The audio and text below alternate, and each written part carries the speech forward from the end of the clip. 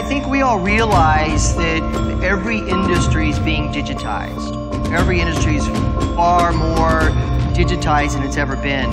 And we see this pace just continuing unabated. In fact, there's an argument to say that maybe we're on the back half of the chessboard, that the pace of change is increasing.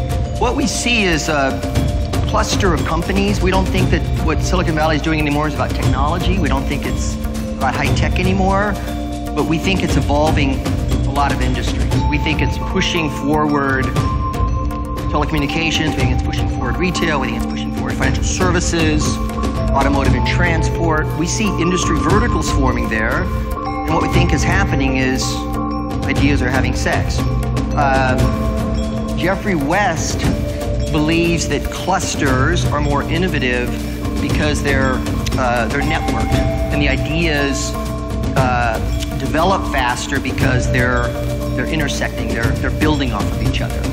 And so if this idea is having sex slide says, you know, there's a financial services cluster there, there's a retail cluster, there's a media cluster, there's an automotive cluster, and so the communities are large. There's over 1,000 companies doing financial services in Silicon Valley now, including big banks that put innovation labs there, and Google Wallet and Apple Pay and Facebook credits and PayPal, and I mean the amount of talent there that thinks about all kinds of stuff.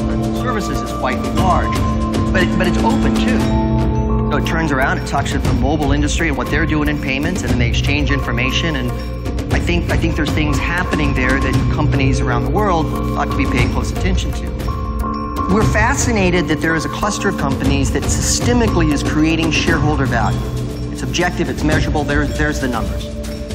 And you know, is it Napa? Is it Tahoe? Is it the beach? Is it the water? What is it? And over the last 2 years, we've done extensive research, and our view is that this can all be explained by something we call COLT, culture, organization, leadership, and talent.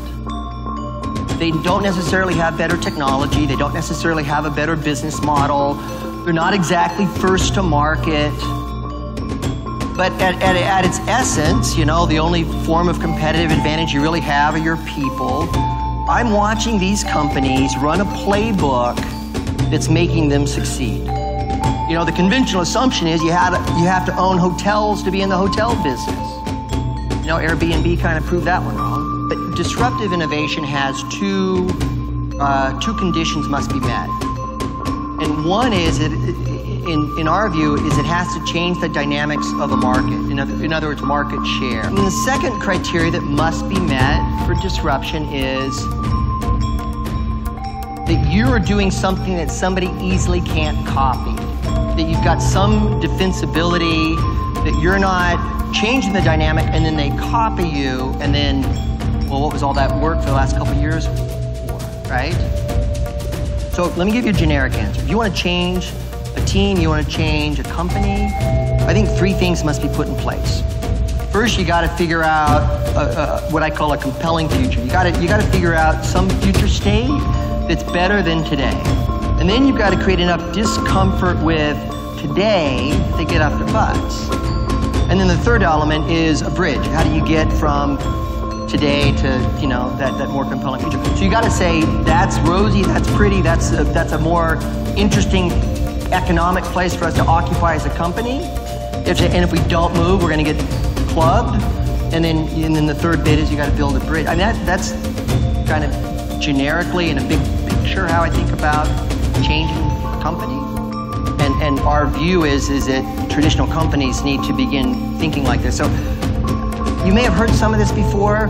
We believe it's a playbook of 25 things that these companies are doing together in harmony to achieve the results they're achieving. Thank you very much.